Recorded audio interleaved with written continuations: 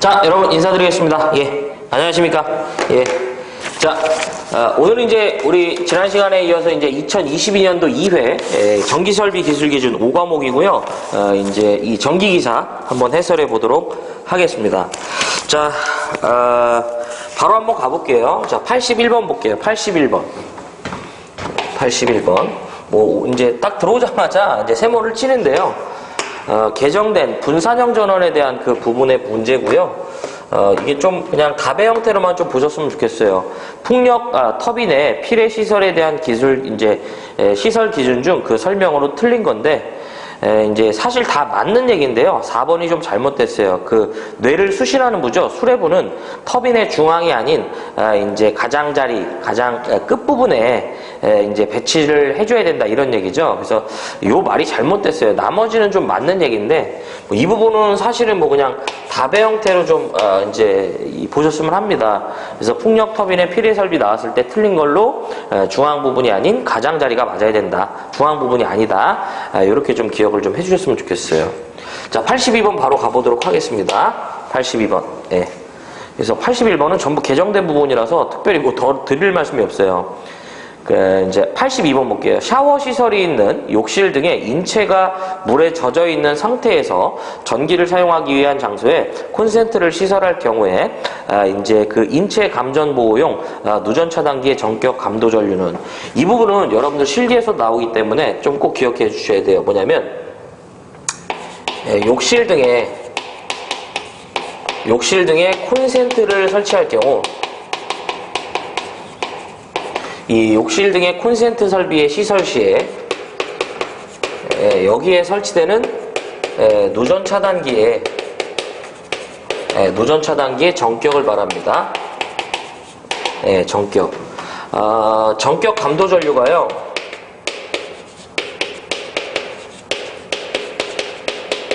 이 전격 감도 전류가 15mA 이하가 돼야 되고요. 그 다음에 동작 시간은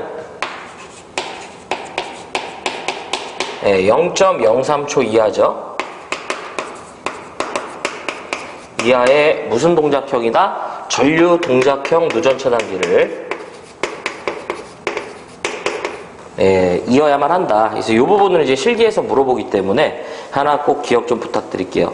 이때 전격 감도 전류는 사실 누전 차단기의 동작 전류죠. 우리가 이제 누전 차단기는 누전 차단기라고 봤을 때, 자, 요렇게 이제, 제가 이제 스위치를 하나 달아주고 부하를 연결했다 가정해보면, 스위치를 닫게 되면 어떻게 돼요? 전류가 이제 흐르겠죠? 근데 우리가 하나 알 수 있어요. 들어가는 전류를 I라고 하고, 되돌아오는 전류를 프라임이라고 해보면, 항상 이 크기는 같아요. 그쵸? 들어가는 전류와 나가는 전류의 이제 이 합은 같아야죠. 이게 샌다는 건 지금 어딘가로 지금 세고 있다 이런 뜻이죠. 바로 그것을 말합니다. 그래서 이 문제에서 물어본 건 단순히 전격 감도 전류만 이렇게 물어본 거예요. 그렇죠? 그래서 욕실 등에 이제 이 시설되는 이제 콘센트의 경우 이러한 누전 차단기를 설치하고요. 하나만 좀 더 볼게요. 여기서 요즘에 근래에 좀 나오는 문제가 있는데 이때 설치하는 콘센트는 접지극이 있는 것을 설치하죠. 맨날 틀린 걸로요. 콘센트에는 접지극이 없는 걸 설치한다고 하는데 사실은 이제는요 그냥 콘센트를 달라고 하면 이런 콘센트를 줍니다. 콘센트가 이렇게 있으면 여기에 이렇게 쇠부지가 이런 식으로 이렇게 나와 있단 말이에요. 그렇죠? 이런 콘센트를 우리는 접지극 부지가 되겠고요. 이 콘센트의 이제 접지극 부지의 역할은 이 콘센트 회로에 누전이 됐을 때 누전 차단기를 빠르게 동작시키기 위함이죠. 그래서 82번의 이 내용은 실기에서도 물어보기 때문에 이제 꼭 이제 기억을 좀 해주시기 바랍니다. 그래서 정답은 이제 3번 되겠습니다. 그래서 82번은 이렇게 정리할 수 있고요. 자, 그 다음에 이제 83번 볼게요. 자, 이거 좀 지워볼까요? 83번. 자, 시간을 좀 줄이겠습니다. 같이 한번 읽어볼게요. 강관으로 구성된 철탑의 갑종 풍압하중은 수직 투영 면적 1m 제곱에 대하여 이제 풍압을 기초로 하여 계산한 값이 몇 파스칼인가라고 하네요. 뭐 단주를 제외한다고 하는데, 자, 여러분들이 이제 그 83번은 풍압하중으로서 바로 누구냐면 갑종 풍압하중을 말합니다. 무슨 하중? 갑종 풍압하중. 우리가 풍압하중에는 갑종, 을종, 병종이 있는데, 자, 이번에는 갑종 풍압하중만. 자, 갑종 풍압하중인데요. 우리가 이 전선로를 설계할 때 고려되는 이제 하중이, 자, 보면, 자, 첫 번째, 바람에 대한 하중을 봤을 때, 우리가 이 가공전선로라고 하죠. 가공전선로는 이렇게 지지물이 있고, 제가 이제 철탑에는 얘가 없지만 배전선로에는 얘가 있죠. 완금이 있고 여기다 애자를 장치한 다음에 전선을 가선하죠. 그럼 이때 전선로를 설계함에 있어서 첫 번째 지지물을 설계할 건데, 이 지지물의 풍압하중을 어떻게 기준 잡을 거냐. 이때 첫 번째가 바로 뭐가 되냐면 지지물이 되겠습니다.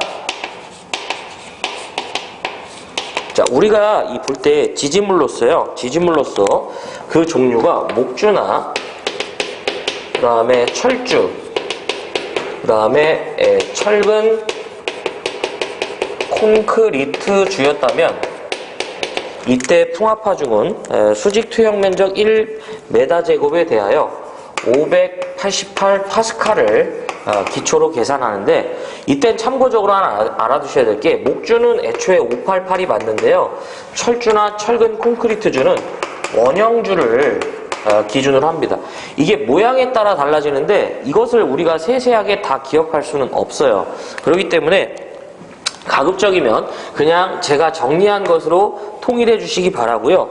두 번째가 철탑이 되겠습니다. 철탑도 1255 기억하시기 바래요. 요것도 뭐 이제 이 강관으로 구성됐냐 기타의 것이냐 신경 쓰지 마시고요. 그냥 1255 밀어버리시기 바라고요. 두 번째가 바로 뭐가 되냐면 전선 되겠습니다. 지금 보면 이 전선도 바람에 대해서 뭐예요? 영향을 받죠.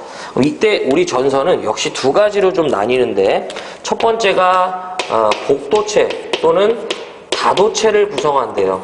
라고 나오면 얼마가 되냐면 666 파스칼이 되겠고요. 그 다음에 두 번째가 이게 아닌 기타의 전선을 말한다. 또는 단도체를 말하는 거죠. 이때는 얼마가 되냐면 745 파스칼이 될 것이다. 그 다음에 세 번째가 애자장치예요. 무슨 장치? 애자장치. 지금 보면 얘도 바람의 영향을 받죠. 요것은 얼마가 되냐면 1039 파스칼이 되겠다. 마지막 네 번째, 완금 및 또는 완철이라고 그래요. 완금 내지 완철이 되겠는데 같은 뜻이죠. 요때는 얼마가 되냐면 요거 얘기하는 거죠. 요때는 1196 되겠다는 거. 이렇게 정리하시면 될 것 같아요. 갑종풍압하중은. 그러면 자, 문제에서 뭘 물어봤냐면 강관으로 구성된 철탑을 말했죠. 문제에서는 뭘 말한 거냐면 철탑으로서 갑종풍압하중이에요. 일단 갑종풍압하중이고 바로 뭘 말한다? 철탑을 말한 거예요. 그래서 그때 풍압하중은 1255가 된다는 거. 그래서 정답은 83번은 몇 번이다? 1번으로 이렇게 선택을 할 수 있다라는 거죠. 되셨습니까? 예, 그래서 이렇게 볼 수 있고요. 나머지 부분도 여러분들이 봐주셔야 돼요. 해설해보면 단주는 일단 필요가 없고요. 그 다음에 보면 우리나라는 강관으로 구성된 이제 이 철로 구성된 철탑이기 때문에 나머지는 보면 뭐 기타의 것 이런 건 이제 안 보셔도 돼요. 2157인데 그래서 이 정도만 그냥 정리해 주시고 봐주십시오. 혹시나 제가 정리한 부분을 해설이 안 되면 그때 참 이 인간이 그런 얘기를 했었구나 이렇게 기억해 달라고요. 자, 그렇게 부탁드리겠습니다. 자, 84번 보겠습니다. 자, 몇 번이다? 84번. 이것도 용어에 대한 부분인데요. 새로 나온 유형의 문제는 이긴 하는데, 이거는 우리가 좀 여러분들이 좀 뭐라고 해야 되나, 좀 보셔야 될 내용이죠. 세모는 쳤지만 지금은. 한국전기설비규정에 따른, 바로 이제 용어의 정의에서 감전에 대한 보호를 위한 도체죠. 우리가 흔히 말해서요, 보호접지라고 그래요. 보호접지. 이건 좀 알고 계세요? 기존에 이제 우리가 이 외함 접지를요, 기존에 우리가 말하는 외함 접지를 우리는 이제 뭐라고 한다? 보호 접지라고 해요. 자, 이 외함 접지는 금속재 외함을 접지한다고 보시면 됩니다. 우리가 어떤 금속재 외함을 갖는 기계기구가 있다면 이 기계기구의 외함은 우리는 항상 어떻게 해야 된다? 접지를 해줘야 돼요. 단 그 기계기구의 안에 전선이 있고 전압이 가해질 우려가 있다라고 한다면 그 기계기구에는 우리가 뭘 해줘야 된다? 접지를 해줘야 되죠. 바로 이 보호접지의 목적은 당연히 뭐예요? 인체 보호를 위해서죠. 그렇죠? 그래서 자, 이런 뜻이죠. 이런 금속재 외함을 갖는 모타가 있다 이런 얘기죠.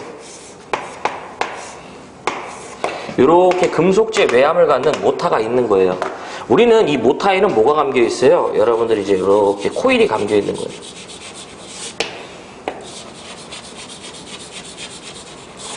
이걸 삼상 모터라고 제가 가정해 봤을 때 이렇게 이제 코일이 감겨 있다고 보시면 돼요.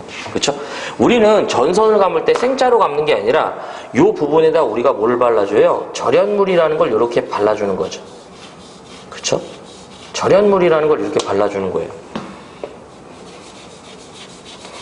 같이 발라주는 거죠.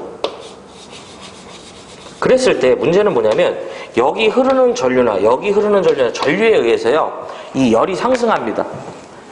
그래서 발생된 열과 주위 온도의 합계가 견디는 온도보다 커지면 얘가 녹으면서요 이게 여기에 붙을 수 있어요. 얘 붙는 거죠. 근데 문제는 얘가 뭐예요? 금속성을 띤 외암이죠. 문제는 이 상태에서 제가 지나가다가 얘를 이렇게 만진 거예요. 이렇게 되면 여기에 뭐예요? V라는 전압이 뜬단 말이에요.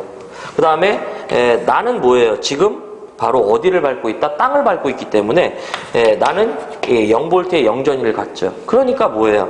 이 전압이 4개 걸린다고요. 그렇죠? 그래서 저는 어떻게 돼요? 이렇게 둥글게 되겠죠? 대진다 이런 얘기인데 이런 걸 방지하기 위해서 우리가 여기에다가 이 접지도체를 흔히 말하는 연결해 갖고요. 요렇게 뭐가 된다? 대지와 접지를 이제 해주는 행위. 요것을 우리가 뭐라고 하냐면, 이제 이 보호접지라고 하는 거죠. 외함에 대한 접지니까. 그렇게 됐을 때, 지금 보면, 뭐, 이 그림을 잠깐 보면, 원래는 이제 이거죠. 사실 이 그림이 이제, 원래는 이건데, 이렇게 되겠죠? 그쵸? 그렇게 될 거 아니에요. 이렇게 되면 이제 이 고장 전류가 뭐예요? 일로 가고 일로 가는데 대부분 일로 간단 말이에요. 왜냐하면 사실은 이 인체의 저항은 1000옴 이상이라고 보시면 됩니다. 이 접지 끽해봐야 100옴 이하예요. 그러다 보니까 이제 이런 이제 이 사람을 이제 이 인체를 보호하기 위함이죠. 왜냐하면 이제 안에서 이런 일이 생겼을 것을 우리가 이제 볼 수가 없기 때문에 그래서 우리는 모든 금속재 외함을 갖고요. 내부에 전선이 존재하고 전압이 가해질 우려가 있으면 반드시 어떻게 해야 된다? 이 외함을 접지를 잡아줘야 돼요. 그래서 이 보호 접지에 사용되는 이제 그 우리 흔히 말하는 도체를 우리는 뭐라고 하냐면 보호 도체라고 한다. 그래서 인체 보호 목적이 있는 거죠. 그래서 거기 보면 감전에 의한 안전을 위해 제공되는 도체. 무슨 도체? 보호 도체를 말한다. 요것도 좀 알고 계셨으면 좋겠어요. 보호접지. 이 보호접지는 도전성 물질을 갖는 이제 이 외함과 대지와의 관계를 말하죠. 그래서 금속재 외함과 바로 뭐가 된다? 대지와의 관계다. 요걸 우리가 보호접지라고 해요. 자, 뭐 지워보겠습니다. 예.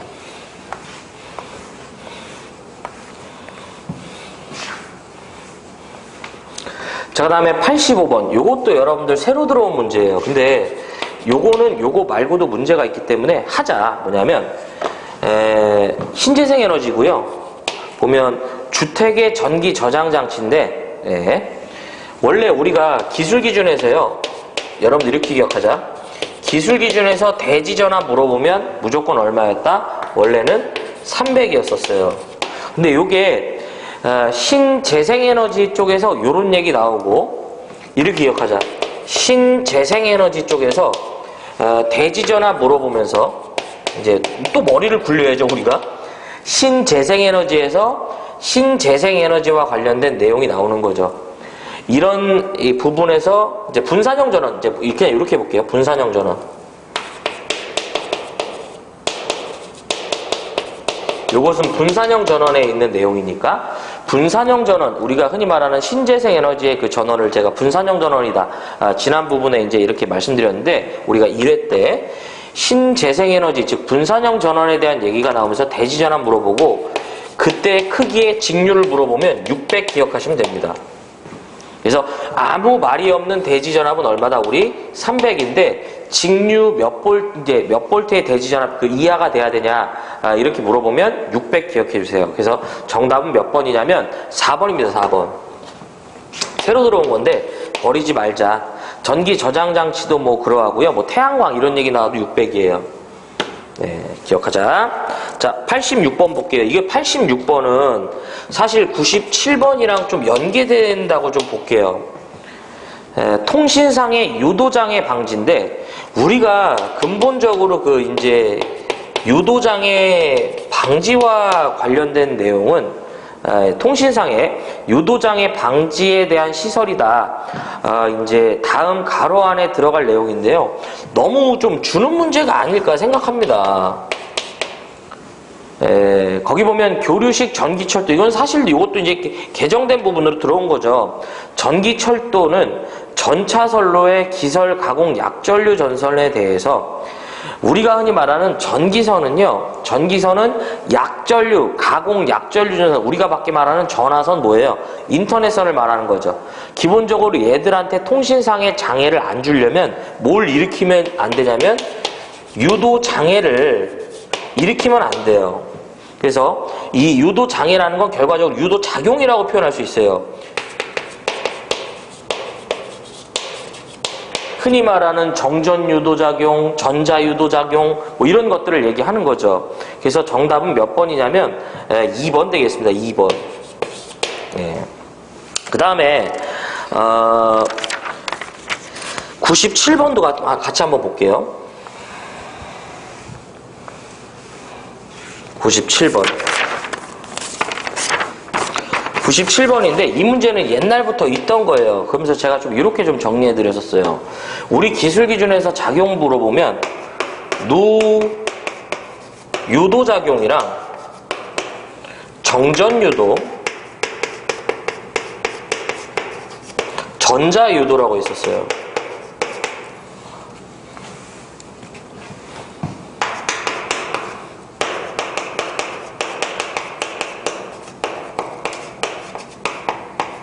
뭐 이런 얘기를 좀 말씀드렸어요. 그래서 기술 기준에서 작용이라고 물어보면 누유도작용이랑 그 다음에 정전자 유도작용 이렇게 기억해 달라고 말씀드렸습니다. 그래서 우리가 말하는 지중전선은요, 지중약전선에 대하여 누설 전류에 의한 유도작용을 일으키면 안 되고요. 그 다음에 전력보안 통신설비는 정전유도나 전자유도작용을 일으켜서는 안 된다. 이런 얘기들인데, 문제에서 이제 97번의 답은 4번이죠. 근데 좀 제가 이걸 좀 묶은 이유가 뭐냐면요. 결과적으로 통신상에, 여기서도 이런 얘기를 하잖아요. 우리가 이제 통신상에 장애를 주는 이런 얘기가 나오면 다 유도작용이에요. 이런 얘기를 좀 기억하시기 좀 그러니까 바랬으면 하는 부분에서 이 두 문제를 좀 같이 묶었습니다.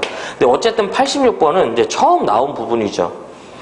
근데 그 통신상의 장애를 일으키는 그런 부분에 대한 얘기가 나오면 무조건 유도작용이에요. 그래서 조금 이제 거기 보면 이제 뭐 얘기한 것도 없는, 그나마 이제, 근데 정전 유도인데 이것도 정전작용, 그쵸? 그래서 정답은 86번 2번 된다는 거. 97번이랑. 근데 어쨌든 뭐 제가 하고 싶은 말은 어떤 통신상의 장애라는 얘기 나오면 유도작용 찍어주시기 바래요. 그 다음에 우리 기술 기준에서 짝이 되는 작용, 누유도작용, 정전자 유도작용. 이게 서로 테마가 달라요. 요거는 지중전선과 지중약전선에 대한 부분이고, 요것은 전력보안 통신설비와 관련된 내용입니다. 자, 어쨌든 뭐 86번 그렇고요. 자, 87번 보겠습니다. 다 지워볼게요. 87번. 자, 전압의 구분에 대한 설명 중 옳은 거죠. 우리가 한국 전기 설비 규정이 반영이 되면서 이 좀 변한 부분 중에 좀 특징 중 하나죠. 그래서 전압의 범위가 이제 이 좀 변했다. 그래서 저압이 확대됐어요. 네, 저압의 범위가 확대됐어요. 네, 가장 많이 변한 건 접지인데 네, 저압의 범위가 확대됐다. 자, 87번 보겠습니다. 87번.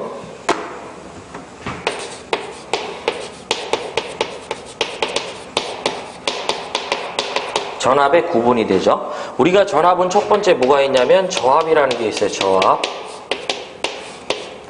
자, 교류에서의 저압은 개정 전에는 600V 이하였다가 요것이 확대돼서 1kV 이하까지 확대됐고요. 두 번째가 직류에서는 얼마까지? 1.5 kV 이하까지 확대됐다는 거. 요 놈도 750V 이하였다가 이렇게 범위가 확대됐습니다. 그 다음에 얘네들을 각각 초과하는 거예요. 예, 두 번째 고압인데 얘네들을 각각 어떻게 한다? 예, 초과하는 거예요. 교류에서는 1kV를, 직류에서는 1.5kV를 초과하고요. 7kV 이하의 모든 전압을 우리는 고압이라고 합니다. 마지막 세 번째 특고압에 대해서는 7kV를 뭐한다? 초과하는 모든 전압을 말한다라고 보시면 되겠습니다.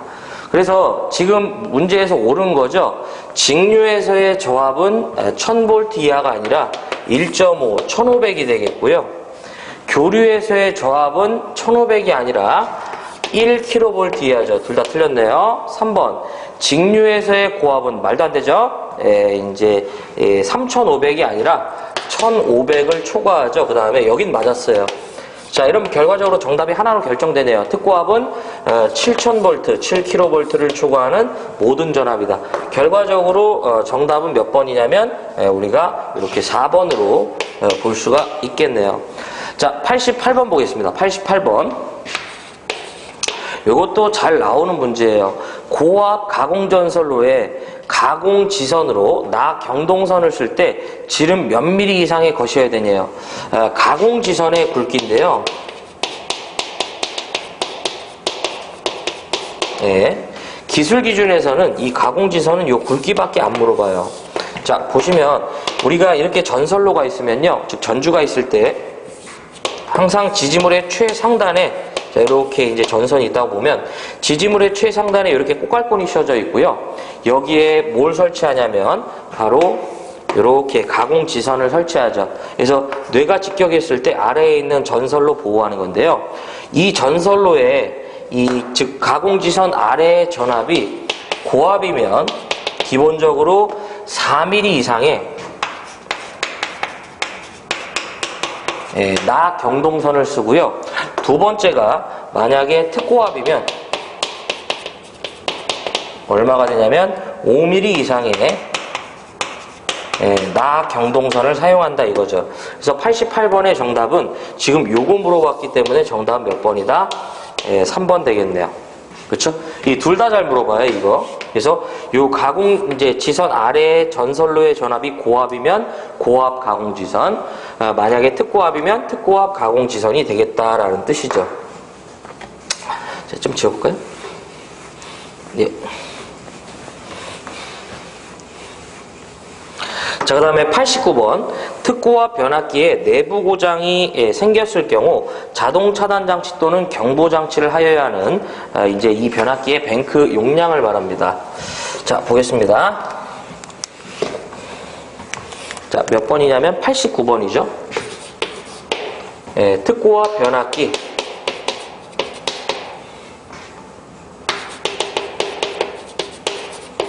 특고압 변압기 내부 고장 보호 장치예요.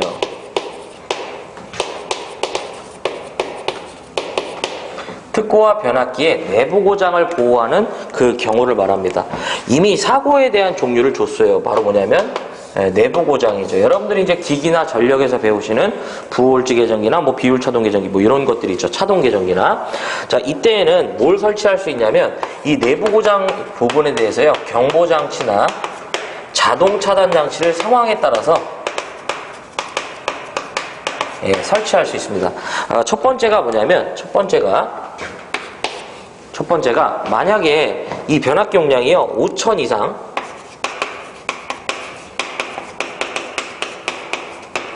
만 kVA 미만이 되면 내부 고장 사고에 대해서 경보 또는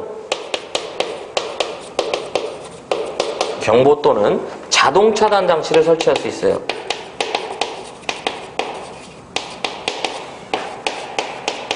둘 다 설치하라는 뜻이 아니죠. 둘 중에 하나 설치해도 된다 이런 얘기죠. 하지만 이 변압기 용량이요.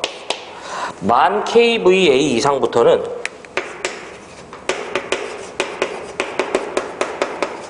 이때는 경보가 아니라 무조건 자동 차단 장치만 와야 돼요.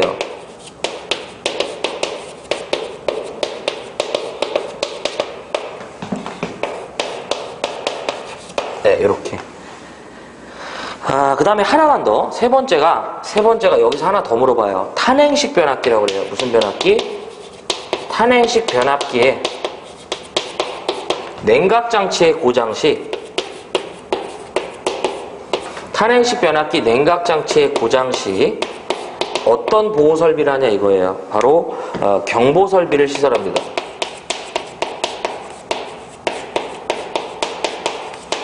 이것도 잠깐 보면 우리가 변압기는요 냉각 방식에 따라서 잔행식이 있고요. 그 다음에 탄행식이 있다고 보시면 돼요. 잔행식은 자기 스스로 냉각하는 거예요. 그러니까 아무것도 없는 거야. 그냥 변압기만 덜렁 있는 거예요. 외부에서 바람이 부는 바람에 의해서 열이 식혀지는 개념인데 탄행식은 대표적으로 풍냉식이 있고요. 그 다음에 두 번째가 이제 순행식이 있다고 보시면 됩니다. 풍냉식은 뭐예요? 자, 이렇게 변압기가 이렇게 그냥 가만히만 있으면 뭐예요? 잔행식이죠. 풍냉식은 외부에서 뭐예요?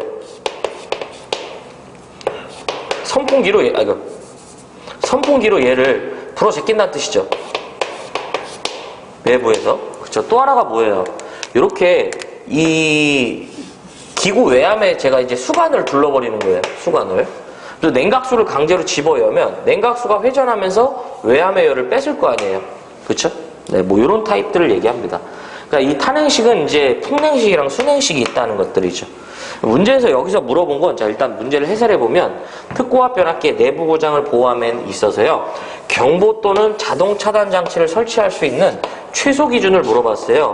그러므로 얼마다? 5000 이상이죠. 그렇죠? 그래서 정답은 3번 볼 수 있죠. 네, 이렇게. 어쨌든 이 부분도 이렇게 좀 정리를 좀 부탁드릴게요.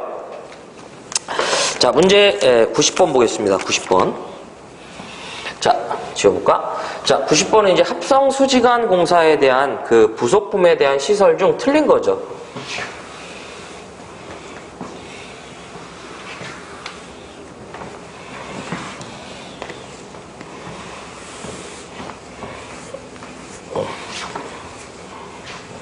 자, 보시면 90번인데 자, 합성 수지관 공사가 되겠습니다.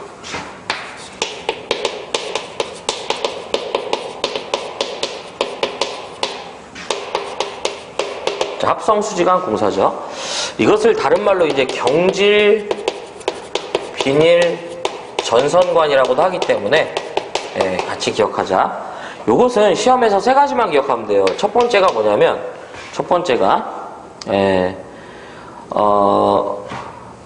일단 뭐 세 가지라고 이제 5가지로 정리해 드릴게요. 원래 이제 제가 공통상으로 보는데 이 내부에 넣을 수 있는 그 전선의 단면적은요, 합성 수지관 내에 넣을 수 있는 전선의 단면적은 10 스퀘어 이하일 것. 그 다음에 두 번째가 관 내부에 접속점을 만들면 안 되죠. 그쵸? 우리가 뭐 이렇게 이제 이건 뭐 관이든 몰드든 덕트든 다 똑같은 내용이에요. 이렇게 관이 온다고 봤을 때, 그쵸? 이렇게 관이 온다고 봤을 때 전선이 여기서 와서 일로 가고 일로 가야 되면 우리가 선을 여기서 온 다음에 커팅한 다음 뭐예요? 이렇게 보내고 이렇게 보내죠? 근데 문제는 이제 여기서 이렇게 접속점을 만들어서 이렇게 보내면 안 된다 이런 뜻이죠. 왜냐하면 우리는 점검을 이 접속함 내에서 할 거니까. 그 다음에 이제 세 번째. 관과 관. 그 다음에 관과 박스를 삽입 시 삽입 깊이를 물어봐요. 관 바깥지름에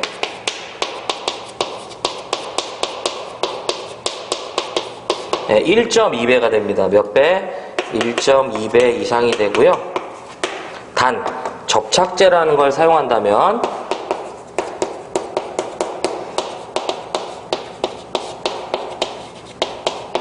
뭐가 된다? 0.8배가 되겠습니다. 네.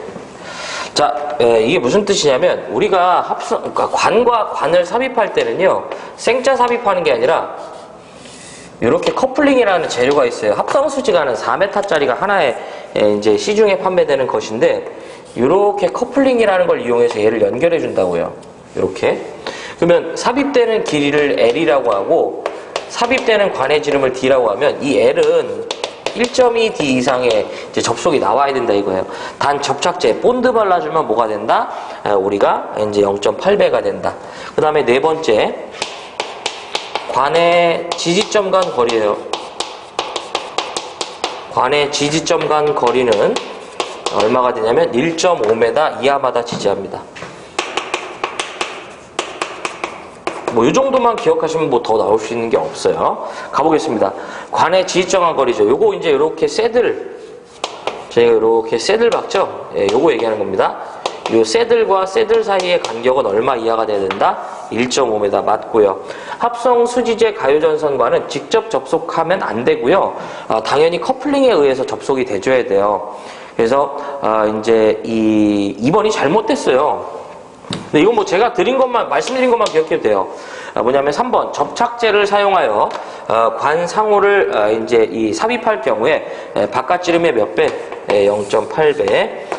그 다음에 접착제를 사용하지 않을 때는 몇 배예요? 1.2배. 뭐 이렇게 되겠네요. 그래서 기본적으로 이 내용만 갖고 있더라도 2번이 잘못됐다라는 걸 알 수 있습니다. 그래서 90번의 정답은 2번. 자, 91번 보겠습니다. 사용전압이 이제 22,900V인 가공전선이 철도를 횡단한데요. 전선의 이 레일 면상의 높이는 이제 이 몇 메타가 되는가. 사실 뭐 보면 91번, 92번은 진짜 주는 문제인데 어쨌든 좀 정리를 좀 해보겠습니다. 자, 좀 지워보면 91번이죠.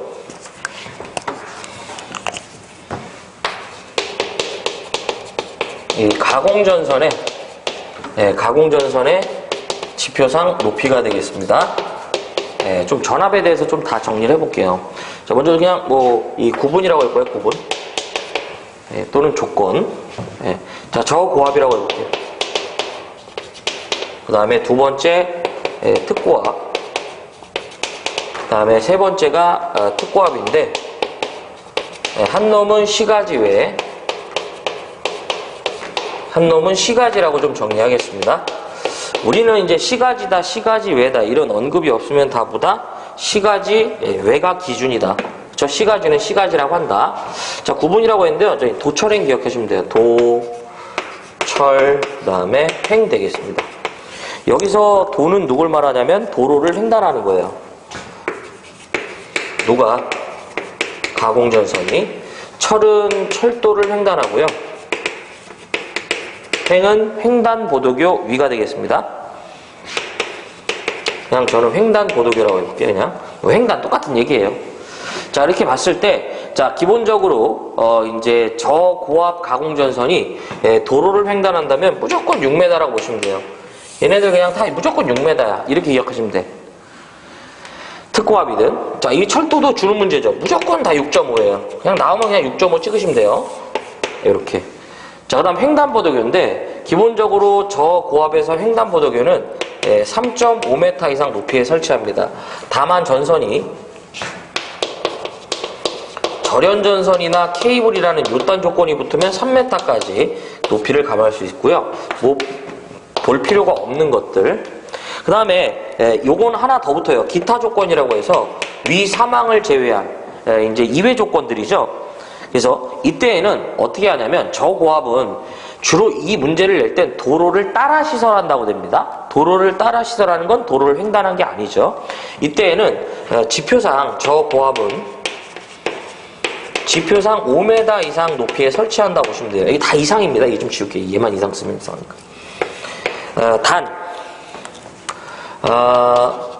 전선이 절연전선 그 다음에 케이블이고요.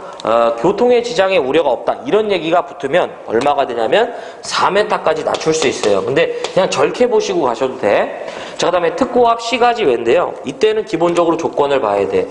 35kV 이하가 되면 최소 높이는 기본적으로 5m 이상이 되겠습니다.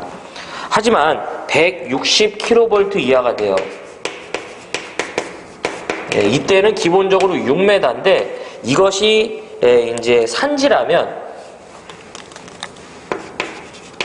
조건이 뭐라면 산지라는 조건이 붙으면 이제 5m 되겠습니다. 자, 그 다음에 160을 초과해요. 160kV를 초과하는 그것이 산지가 아니면 6이고요. 산지면 5부터 출발한다고 보시면 돼요. 우리 계산하는 방법이 있었죠? 여기에다가 단수 잡으신 다음에 0.12m 잡아주시면 되겠다. 이렇게. 자, 그 다음에 특고압 C가지로 오면 기본적으로 35kV 이하가 되면 최소 높이는 10m 되겠습니다. 다만 절연전선인 조건 붙으면 8m까지 그 높이를 감할 수 있어요. 그 다음에 35를 초과하게 되면 35kV를 초과하면 기본 10에다가요. 이 조건이 붙은 적이 없어요. 그냥 바로 가셔야 돼. 기본 10에다가 단수에다가 0.12m 잡아주시면 되겠다. 이렇게까지 정리하면 전압에 따른 가공전선의 지표상 높이가 모두 한꺼번에 정리되기 때문에 내용은 좀 빡신데요. 이게 출제 빈도가 있죠. 테마가 테마인지라.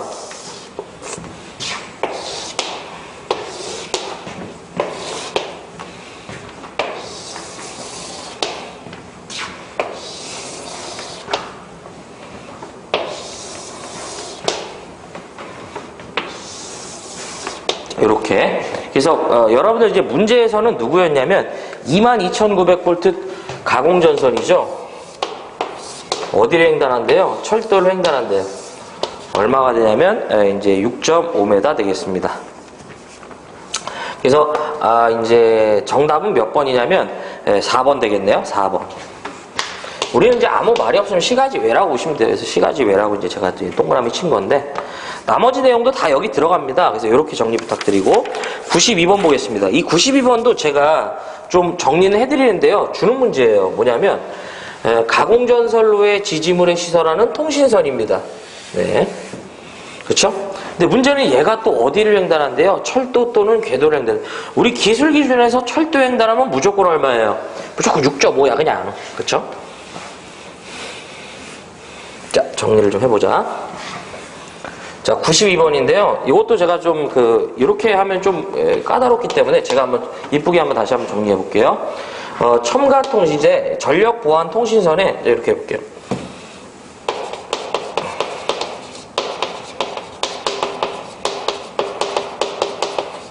전력보안통신선의 지표상 높이 되겠습니다. 자, 전력보안통신선의 지표상 높이다. 되셨나요? 예. 자, 그럼 정리를 좀 해보면, 첫 번째가 이제 구분이라고 해보고요. 예. 자, 두 가지가 있다. 첫 번째 무슨 통신선? 바로 가공통신선이라는 게 있다. 두 번째가 첨가통신선이라는 게 있다.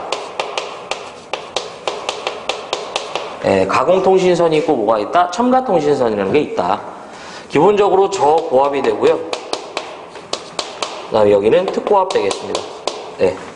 자, 그럼 여기서 가공통신선은 뭐고 첨가통신선은 뭐냐? 가공통신선은 전력 보안 통신선을 위해서 제가 지지물을 세웠고요.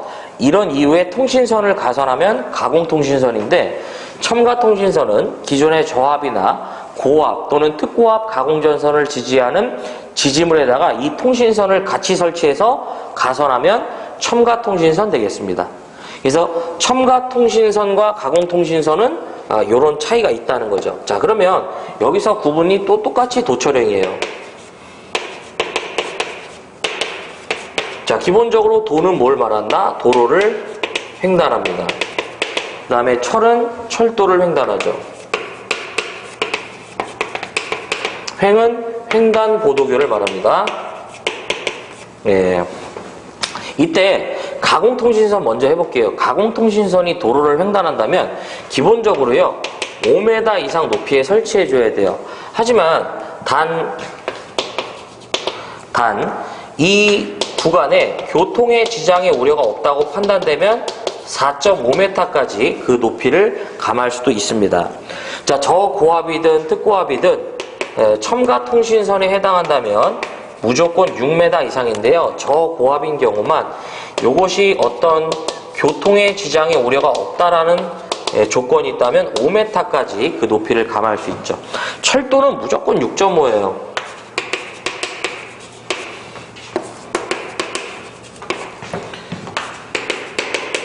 지금 보면 철도 문제가 두 문제나 나와준 거죠. 빨리 나가라는 뜻입니다. 자, 가공통신선의 횡단보도교는 3m고요. 저고압일 경우에는 기본적으로 3.5m인데 이것이 단 절연전선 내지 이제 케이블이란 이런 조건 붙으면 3m라고 보시면 돼요. 그 다음에 이제 특고압은 이제 5m예요. 횡단보도교는. 그래서 이렇게 해서 요거를 뼈다구를 그리게 되면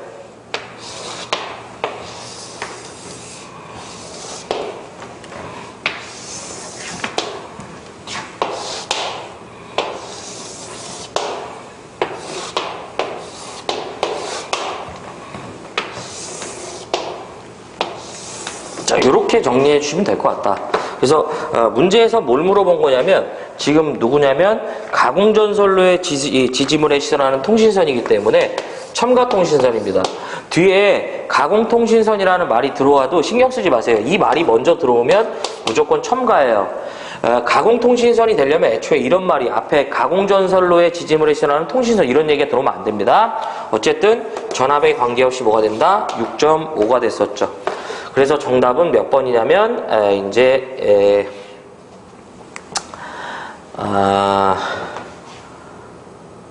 4번인가요? 네, 4번. 이렇게 볼 수 있죠. 자, 그 다음에 93번이에요. 이게 92번, 93번이 전력 보안 통신 설비와 관련된 내용인데요. 이것도 여러분들 지금은 세모치지만 합시다. 뭐냐면 기본적으로 이제 이 전력 보안 통신선이라는 것은요.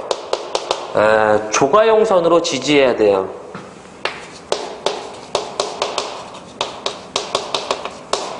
이 전력 보안 통신선을 이제 지지하기 위한 조가용선의 굵기는 얼마가 되냐면 38스퀘어 합니다. 이것도 개정돼서 들어온 내용이고요. 지금은 처음 이제 내용이지만 이것은 향후 하시기를 좀 저는 권합니다. 전기철도는 좀 그렇지만 이런 테마들은 해주셔야 돼요. 없는 내용이 들어온 거예요. 그래서 전력 보안 통신 설비를 위한 이 조가용선의 굵기는 38스퀘어 된다. 38강땡 기억하자.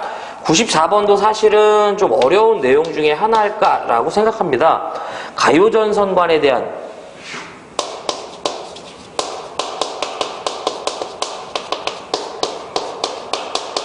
가요전선관에 대한 내용인데요.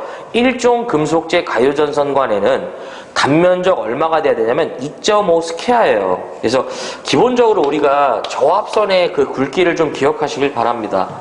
이것도 좀 이해 문제로서는 좀 어려운 문제 중에 하나인데 버리기에는 좀 아깝죠. 예. 그래서 일종 금속재 가요전선관에는 단면적 2.5스키아 이상의 나 연동선을 전체 길이에 걸쳐 삽입 또는 첨가하여 그 나 연동선과 일종 그 금속재 가요전선관의 양쪽 끝에서 전기적으로 완전하게 접속을 해달라 이런 뜻인데, 길이가 4m 이하면 뭐 그렇지 않다 이런 얘기인데, 일단 가요전선관의 시설에서 우리가 확인해야 될 것은 이것이 만약에 금속재라는 조건이 붙으면 우리는 바로 뭐가 된다? 접지를 하고요.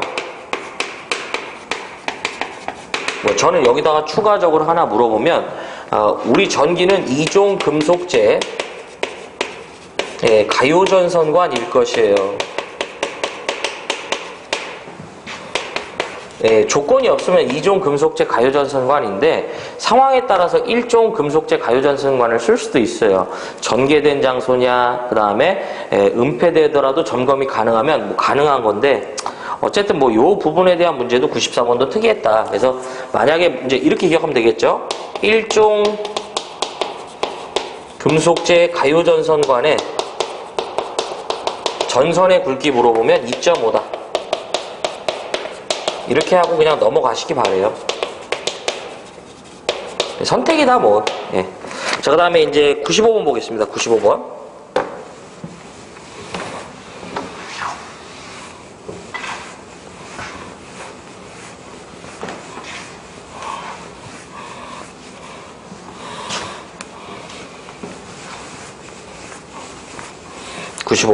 사용전압이 154,000V인 전선로에 일종 특고와 보안공사에 의해서 이제 시설한답니다. 이때 경동연선의 단면적인데요. 이것도 좀 제가 뭐 95번도 좀 정리를 좀 해보면,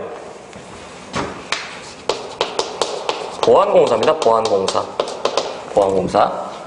이 내용 좀 지워볼까요? 좀 위에다 좀 써보게. 표가 너무 밑으로 내려오니까.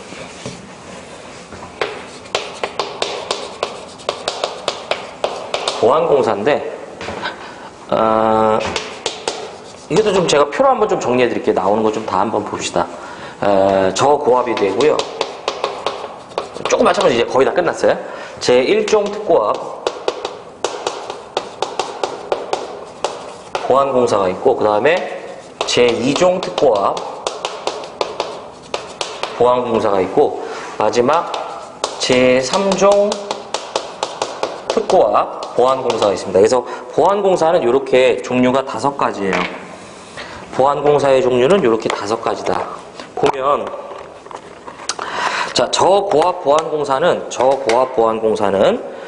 이제 어떨 때 얘네들을 쓰는 게 이제 쓰냐 이렇게 물어보는 게 아니에요. 그리고 우리가 말하는 보안공사는 이제 뭐 군사적인 안보나 뭐 기밀 이런 보안과 관련된 게 아니라 말 그대로 좀 전선도 좀 굵은 전선 쓰고, 그 다음에 이제 경관도 좀 줄여주고 뭐 이런 보완된 공사라고 보시면 됩니다. 자, 우리가 말하는 저고압 보안공사는 기본적으로 400V 이하가 되면 전선의 굵기가 4mm 이상의 경동선을 쓰라고 하고요.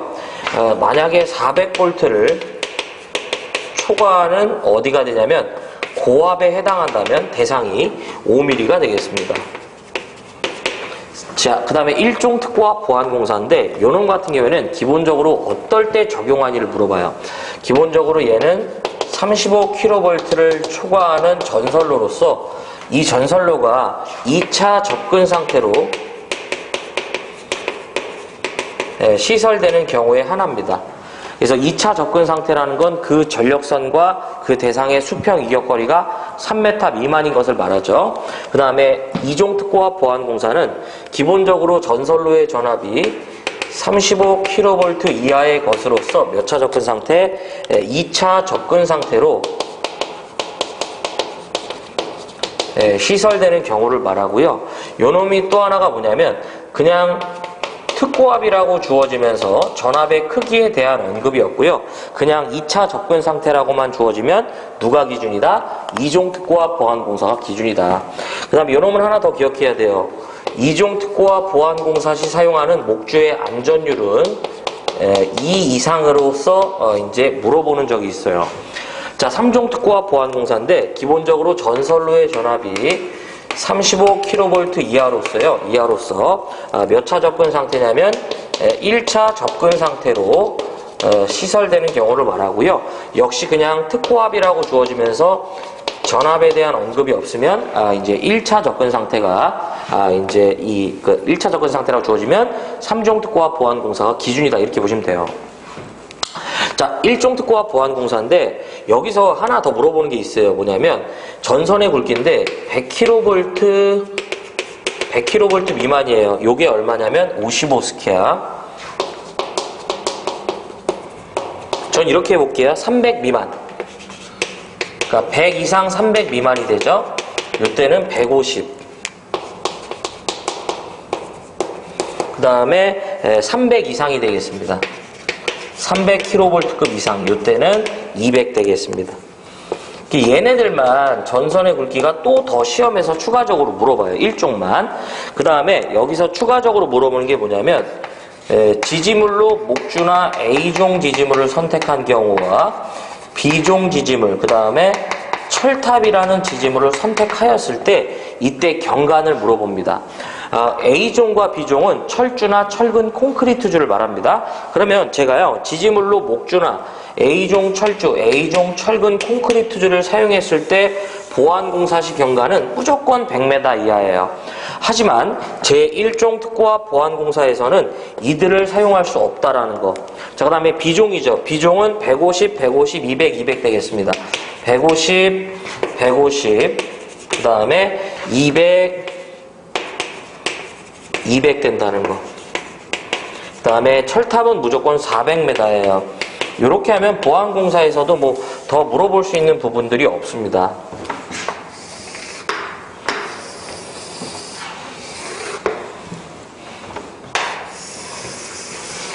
그렇죠?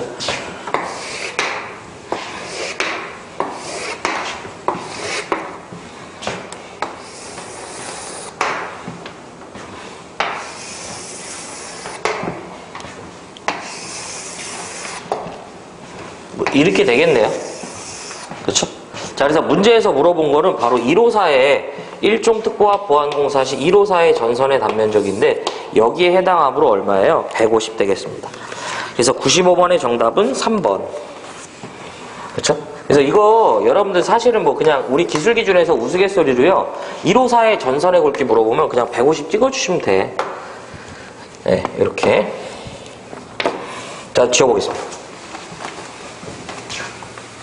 자, 이제 96번 옥측전선로인데요. 자, 96번 400V 이하의 저압 옥측전선로에 대해서요. 애자공사에 의해서 시설을 한대요. 이때 전선 상호간의 간격은 몇 메타 이상이어야 하는가라는 거죠. 네. 여러분들 이거 이제 지난 시간에 제가 한번 정리를 했었죠. 네. 자, 보시면 96번이죠. 옥측전선로가 되겠습니다. 옥측전선로. 그래서 일반적으로 우리가 가공전선로는 지지물을 세워야 하지만, 그렇죠? 이 옥측전선로는 이제 지지물을 세우는 게 아니라 기존에 이제 세워져 있던 건물의 측면에다가 애자를 설치해서 이런 식으로 이렇게 설치할 수 있다고 했었죠. 이런 전선로를 우린 뭐라고 했다? 제가 옥측전선로다 이렇게 했습니다. 자, 좀 정리를 해보면 기본적으로 옥측전선로는 100kV 이하에서 가능하다는 거, 그렇죠? 그 다음에 이런 말씀 드렸어요. 첫 번째가 사용 가능 공사가 있고요. 두 번째가 사용 불가능 공사다. 이런 얘기를 드렸어요. 그래서 여기서 사용 가능 공사는 뭘 물어본 거다? 옳은 것은 을 물어봤다는 거, 또는 사용 불가능 공사는 옳지 않은 것은 또는 잘못된 것은 이렇게 이제 물어본다고 보시면 돼요. 그래서 우리 이 옥측전선로에 대해서는 사용 가능 공사는 무조건 합성 수지간 공사를 하였다가 정답이 되겠고요. 그 다음에 사용 불가능 공사는 목조형 조형물에 금속이라는 말이나 버스라는 표현이 들어가면 안 돼요. 여기 이제 요 건물의 형태가 이제 이 나무 타입이다 이거죠. 이제 뭐 금속관이나 금속덕 다 안 된다 이런 얘기예요. 그 다음에 세 번째가 고압에서는 무슨 전선 쓴다? 케이블을 쓴다고 보시면 되고요. 그 다음에 네 번째, 좀 여기다 해볼까요?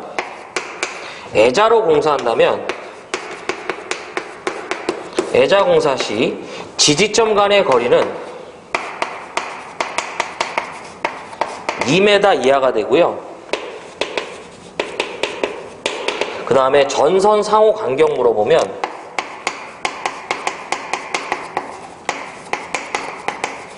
물어보면 0.6cm라고 했었죠. 6cm. 이게 이제 저는 이제 이슬이 맞지 않는 장소라고 했어요. 그래서 지금 문제에서 물어보는 것은 이제 400V 이하로서 저압이죠 이거.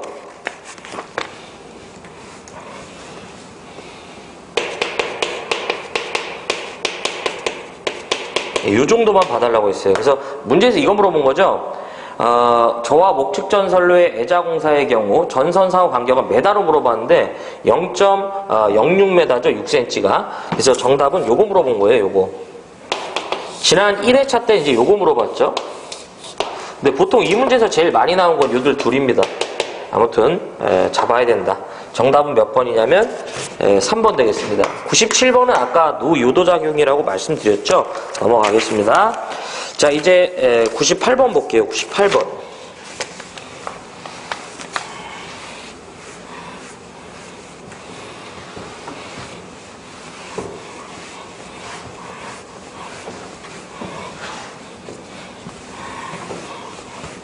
보시면 98번 최대 사용 전압이 10.5kV를 초과하는 교류의 회전기에 절연 내력을 시험코자 한다. 이때 시험 전압은 최대 사용 전압의 몇 배 이상인가? 이제 98번의 경우요.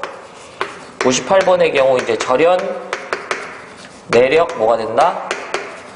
시험 전압이 되겠습니다. 자, 일단 절연 내력 시험 전압 몇 분간 가한다? 이제 10분간 가한다고 했어요. 매회 나온다고 했었죠. 어디에? 전선과 물어보면 대지간 라고 보시면 됩니다. 외우실 때 이렇게 외워달라고 했었죠. 비적, 다직. 그래서 여기서 말하는 비는 뭘 말한다? 중성점, 비접지식을 말합니다. 그 다음에 이 접은 중성점, 접지식을 말하고요. 다는 중성점, 다중접지식, 직은 중성점, 직접 접지식을 말한다 라고 했었죠. 그쵸? 그래서 얘네들은 중성점과 대시간에 나타나는 저항의 크기에 따라서 달라진다고 했는데, 일단 중성점 비접지라면 대상의 전압이 7kV 이하라면 그 시험 포자는 대상의 전압에다 몇 배? 1.5배를 가한다고 했었죠. 그렇죠? 10분간. 하지만 조건이 있었어요. 뭐냐면 최저 전압이라는 조건이 있다고 했었어요. 이 최저 전압이 얼마? 500V에 최저 전압이 있다는 거. 이렇게 계산했는데도 불구하고 500보다 작으면 시험 전압은 계산 전압이 아닌 500이 된다 이런 뜻이고, 자, 7kV를 초과하게 되면 대상의 전압의 몇 배? 1.25배를 역시 10분간인데 조건이 있다. 최저 전압이 역시 몇 분? 몇 분이 아니라 1500V죠. 그래서 이렇게 계산한 게 요거보다 작으면 이제 요 최저 전압이 돼야 된다. 중성점 접지는 이제 대상의 전압을 기억할 필요가 없어요. 접지만 보고 갑니다. 여기에 몇 배? 1.1배. 자, 얘도 뭐가 있냐면 최저 전압이 있다. 이 최저 전압이 75,000V의 최저 전압이 있다. 자, 중성점 다중접지인데요. 대상의 전압이 역시 전압을 기억할 필요가 없어요. 0.92배가 되겠습니다. 자, 최저 전압 자체가 존재하지 않습니다. 무조건 계산 전압이 시험 전압이에요. 자, 직접 접지인데 대상의 전압이 170kV 이하가 되면 그 대상의 전압의 0.72배. 역시 뭐 최저 전압이 없어요. 그 다음에 170kV를 초과하면 대상의 전압의 0.64배. 역시 최저전압이 없고요. 그 다음에 추가적으로 제가 이런 말씀 드렸어요. 연료전지나 태양전지에 관련된 뭐 이런 절연내력 시험을 한대요.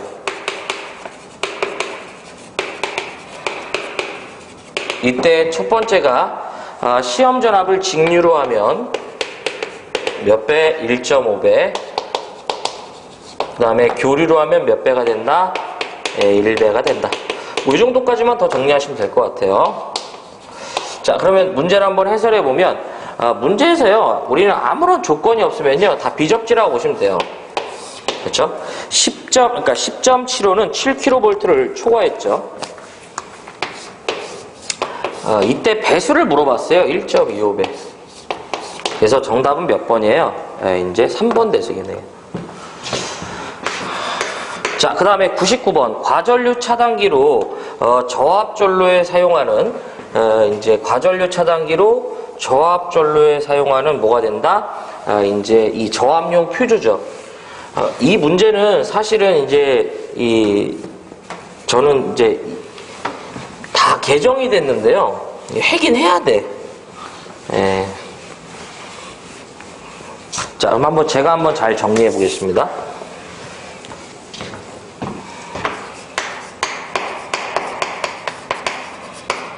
저압용 퓨즈가 되는데 모두 개정됐어요.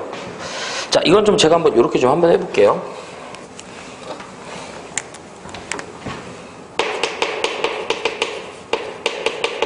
전격 전류, 그 다음에 시간, 불용단, 용단 되겠습니다. 다 개정돼서요. 이제 방법이 없어요, 이거는. 자, 이게 좀 이렇게 기억하자. 중간에 이제 허리가 63A라고 보시면 돼요. 이하입니다, 이하. 제일 작은 게 4야. 4에다 4를 한번 곱해보면 뭐예요? 16A가 되나? 근데 거지같이 얘는 미만이에요. 얘가 거지 같으니까 여기다 공을 한번 붙여줘. 왜 얘만 붙여줘? 얘도 붙여줘야지. 두 개 붙여주자. 400A 이하 되겠습니다. 뭐 이렇게 좀 기억하면 어떨까? 시간은 조금 이따 보고요. 불용단 보겠습니다. 퓨즈는 동작을 하는 걸 용단이라고 하고요. 끊어지는 걸, 그 다음에 끊어지지 않는 걸 불용단이라고 하죠. 4A 이하의 모든 퓨즈는 자신의 암페아 수의 1.5배까지는 불용단 돼야 된다. 견뎌야 된다. 이런 얘기고요. 자, 여기도 1.5배. 나머지는 죄다 1.25배.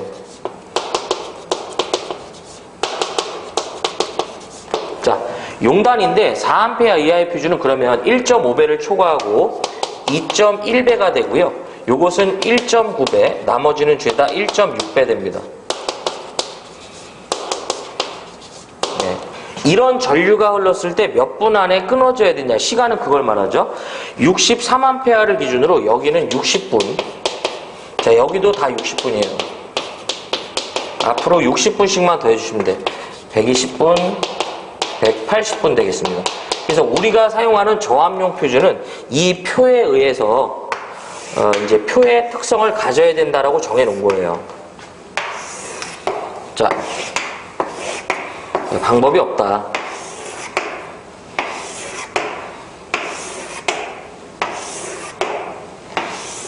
그렇죠? 자, 그러면 여러분들 보시면 문제에서는요. 과전류 차단기로 사용되는 이제 이 범용 퓨즈의 것으로서 전격 전류가 16A인 것은 저압 전류에 사용하는 거죠. 저압용 퓨즈를 얘기하죠. 용단 전류는 전격 전류의 몇 배인가? 지금 보면 16A라는 건 16A 미만이 아니라 여기에 해당합니다. 16 이상 63A 이하로 용단은 자신의 배수의 뭐예요? 1.6배가 되겠죠. 그래서 정답은 몇 번이다? 바로 이제 3번이 되겠네요. 그렇죠? 용단 배수는. 그래서 정답은 이제 3번. 자, 그다음 마지막 라스트 문제 100번이에요. 100번. 100번. 보시면은 폭연성 분진 또는 화약류 분발에 전기설비가 발화원이 돼서 폭발할 우려가 있는 곳에 시설하는 저압 옥내 배선의 공사 방법이죠. 우리가 분진의 시설이 되겠습니다. 분진 등의 위험 장소의 시설인데 첫 번째가 뭐냐면 폭연성 분진이에요. 폭발할 우려가 있는 먼지가 있는 곳에 전기공사 어떻게 해야 되냐 이거죠. 금캐 기억하십시오. 금캐. 금속관 공사 바로 뭐가 된다? 케이블 공사. 근데 여기서 이제 하나 기억해야 될 건 캡타이어 케이블은 아니에요. 그냥 케이블 공사라고요. 캡타이어 케이블은 제외한다는 거. 그 다음에 두 번째가 하나만 더. 가연성 분진.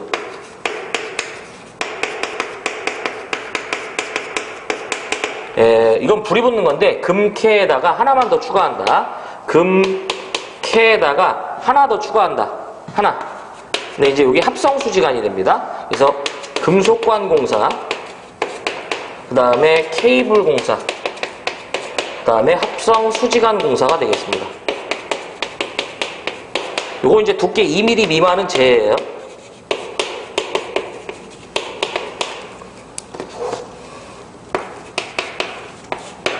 요 정도까지만 정리하면 될 것 같아요. 그래서 문제에서는 이제 폭연성 분진 물어봤죠? 금캐 기억하시면 돼요. 1번이네요. 캡타이어 캡을 찍으면 안 돼. 1번이죠. 이렇게.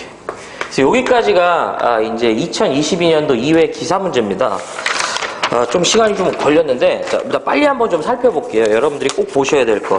81번은 제가 드릴 말씀이 없어요. 이거는 분산형 전원 문제고요. 82번 해야 되고, 3번 해야 돼요. 84번 해야죠. 이건 새로 들어온 거지만 인체 감전을 위한 도체, 보호 도체. 85번 하시기 바랍니다. 분산형 전원이지만 요 내용은 몇 개 겹치는 부분이 있어요. 해야 되고요. 86번도 하시길 바래요. 통신상의 장애는 무조건 유도작용과 관련이 있다. 87번 해야 되고 88, 89번 다 해야 됩니다. 90번, 91번, 92번 그 다음에 93번도 하시기 바라고요. 94번 솔직히 할 말이 없습니다. 가요전선관인데 굵기 보면 그냥 2.5 가자고요. 1종은. 그 다음에 95번 해야 되고 96번 하셔야 되고 97번 하셔야죠. 그 다음에 98번 하셔야 되고요. 99번 하셔야 돼. 역시 뭐 100번도 하는 문제인데 중간에 아무튼 뭐 93번, 94번은 이제 새로 나온 문제들이에요. 아무튼 보실 수 있을 만큼은 좀 보시기 바랍니다. 그래서 전력 보안 통신 설비에 교과서 나오는 그냥 3판씩 찍어주시기 바래요. 여러분들 여기까지 정리 부탁드리고요. 저는 이제 다음 회차 마지막 회차에 2022년도 이제 3회차 기술 기준에서 뵙도록 하겠습니다. 정리 잘 부탁드리고요. 고맙습니다.